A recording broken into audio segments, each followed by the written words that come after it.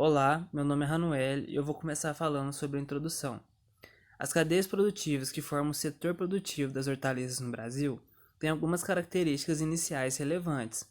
A primeira é que normalmente não se assentam sobre a produção de uma única mercadoria, como as cadeias da soja ou do frango, mas usualmente de vários produtos. A segunda característica a ser destacada é que as hortaliças são produtos altamente perecíveis.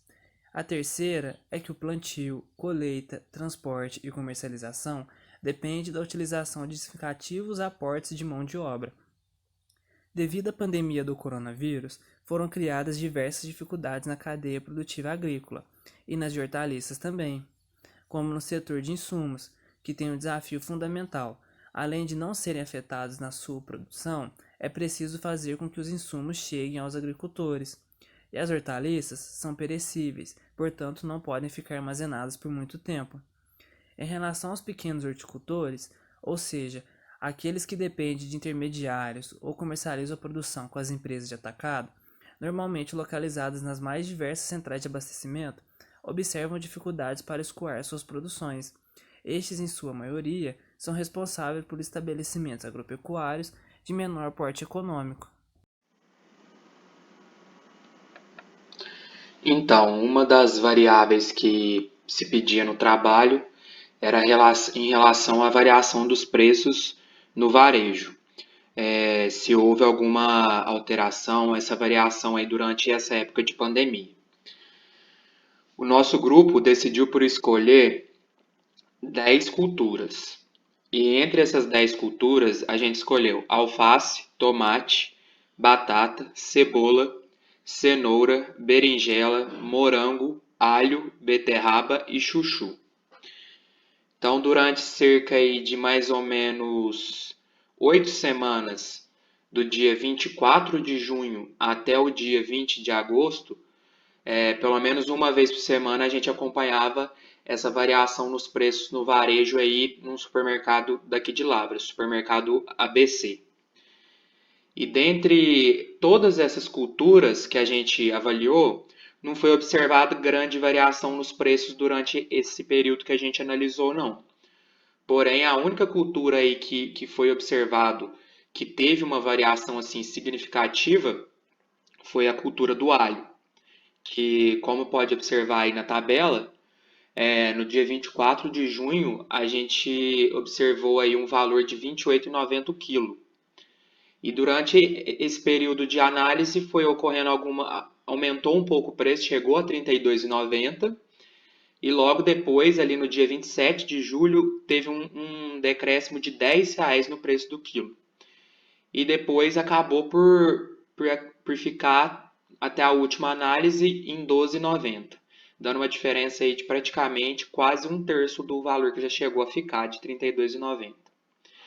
E outra cultura que menos apresentou variação foi a cultura do morango, que, como pode ser observado aí, ela se manteve o preço todo, o tempo todo com o mesmo preço, de R$ 5,99. Não houve variação nenhuma durante esse período. Bom, gente, meu nome é Bárbara Costa e eu vou apresentar para vocês a parte sobre o Ceasa de BH. Todos sabemos que as olerícolas elas geram milhões de empregos, mas o preço delas é muito variável porque o tempo entre a colheita e a comercialização é muito curto. Elas têm uma perecibilidade muito alta e isso faz com que os preços variem e o produtor se sinta muito submetido a isso. Sendo assim, eu vou apresentar para vocês as variações no preço das hortaliças no período da pandemia, de 2019, antes dela, né, em 2020. A alface, ela teve um preço muito alto antes da pandemia, no ano passado, em março, começando com R$ 30, enquanto esse ano ela já entrou com um preço de R$ 18. Depois ela teve uma leve subida em relação ao ano de 2019, em abril, e depois teve uma queda, se estabilizando com o preço de R$ 10, e depois caiu para R$ 8 no mês de julho e se manteve em agosto, em comparação com o ano passado, que manteve o preço estável de R$ 10 durante os meses de junho, julho e agosto. O alho foi uma surpresa, ele teve uma alta no preço. A batata, ela se manteve mais ou menos estável com o ano passado e a berinjela teve uma variação mais ou menos parecida também. Eu acho legal ressaltar a importância da variação nos centavos na olericultura. Por exemplo, se eu tenho uma caixa de tomate que tem 20 quilos e eu tive uma alta no preço de 50 centavos, eu vou ter uma alta de R$ 10 por caixa. Se eu comercializo 100 caixas por dia de colheita, eu vou ter uma alta de R$ 1.000 em apenas um dia. E se tiver uma queda de 50 centavos, eu vou ter um prejuízo de R$ 1.000 do mesmo jeito. Então, é muito importante a gente se atentar aos centavos que variam no preço, porque tudo faz uma enorme diferença na mão do produtor. Bom, aqui a gente pode ver que a beterraba ela teve um preço bem inferior ao do ano passado e a cebola teve um preço mais ou menos parecido se a gente comparar todo o período. A cenoura teve o preço também não variou tanto, apesar de ter sido mais baixo do que no ano anterior.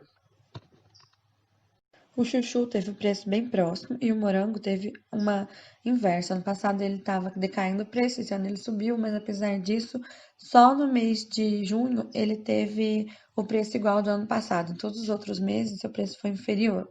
O tomate teve um preço bem baixo, que é bem incomum, já que normalmente na época de frio ele tem uma alta nos preços. Aqui a gente pode notar a variação mês a mês de cada cultura.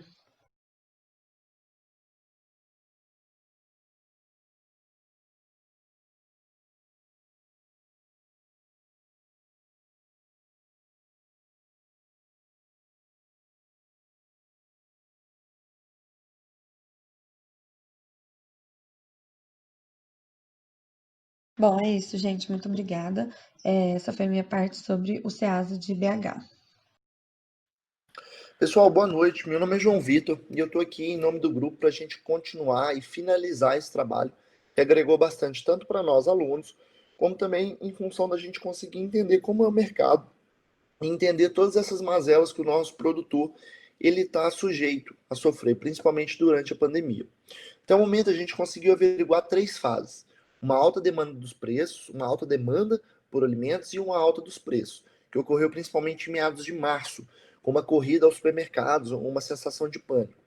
E os produtores acharam que assim continuaria. Mas depois a gente viu uma segunda fase, que a gente tem uma baixa demanda e uma baixa dos preços, já que diversos bares, restaurantes fecharam e ocasionalmente isso refletiu sobre os produtores.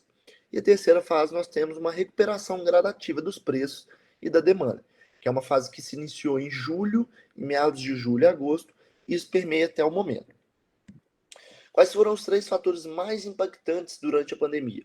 A gente vê que os três fatores que mais sofreram e ao mesmo tempo que mais estão tendo que se adaptar são os insumos e os trabalhadores, visando que várias fronteiras foram fechadas. Então, por alguns momentos, devido ao isolamento social, a gente não conseguia, em algumas cidades, ter um tráfego de pessoas, de carros. Então, da mesma forma, os insumos e também os trabalhadores não conseguiam chegar, sejam até as fazendas, sejam até as cooperativas. Isso causou alguns transtornos. Aqui também os horticultores tiveram que se adaptar a uma nova realidade, e da mesma forma perderam diversas quantidades de mercadoria, visando uma alta perecibilidade que a gente tem do produto. E também a comercialização, visando que a diferença de oferta e demanda, ela variou muito durante a pandemia, e foi muito difícil prever, e ainda é muito difícil prever como será no futuro.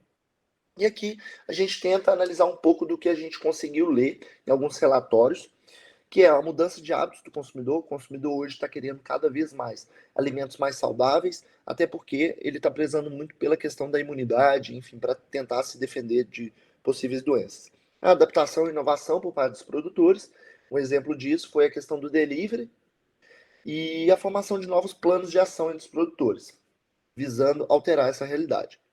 Aqui nosso grupo agradece, nos colocamos à disposição para eventuais dúvidas e foi um prazer estar aqui com vocês e realizar também este trabalho.